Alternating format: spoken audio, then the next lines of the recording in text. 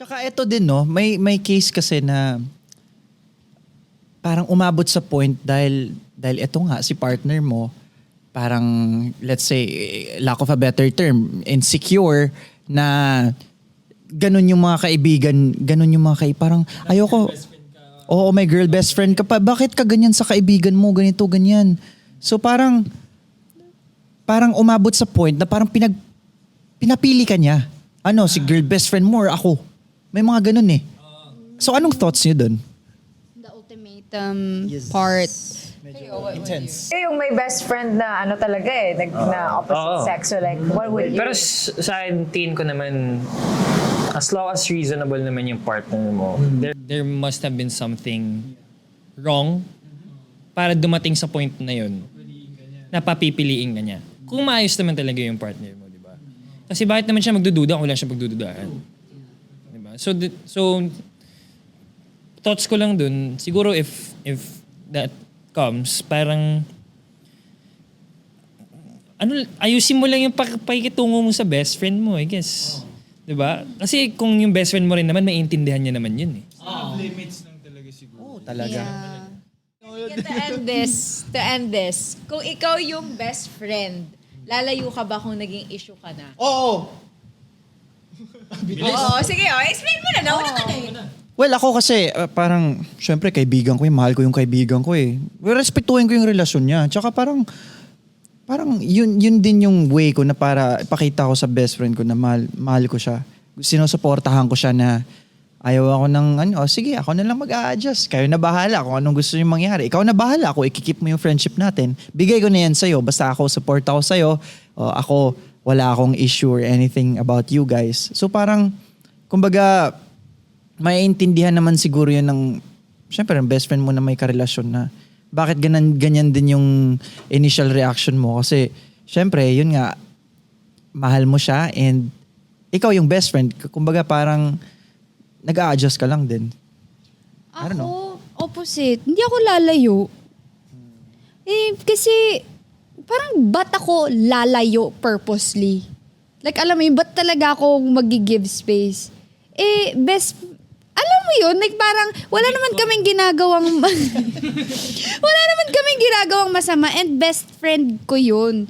So parang, ikaw, like say for example, let's say, ikaw, like yung jowa nung best friend ko, ikaw din, you're also like taking something away from me. Kasi parte din yan ng buhay ko eh.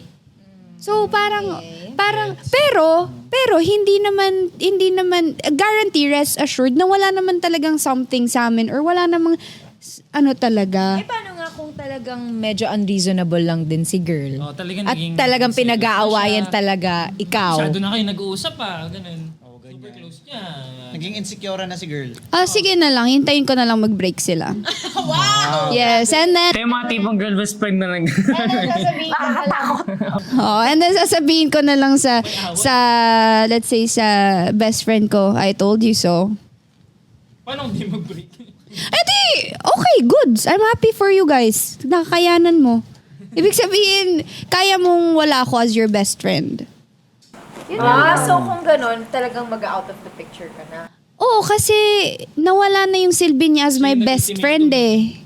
Jowa mo ako! Iba kasi turing ko sa best friend ko talaga. Like as in, like si Jonas, let's say straight siya. As in, love na love ko talaga yun. Kasi alam ko malala na yung pinagdaanan namin.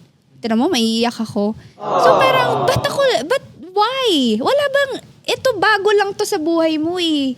Ba't mong, alam mo yun? So, okay, next.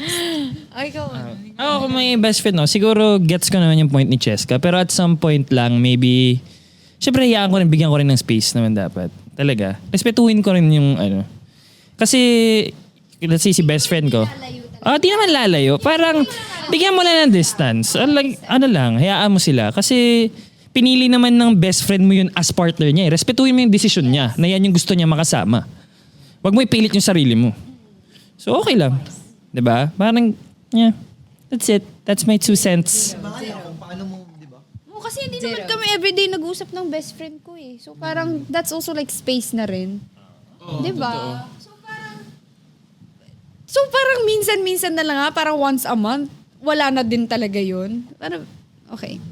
Siguro sa part na yun, lalayo lang ako pag sinabi na ng best friend ko na kailangan ko nang magbigay ng space. And gagawin ko siya kasi yun yung sinabi niya eh. And plus, make sure ko naman na nandito pa din ako para sa kanya kahit may space.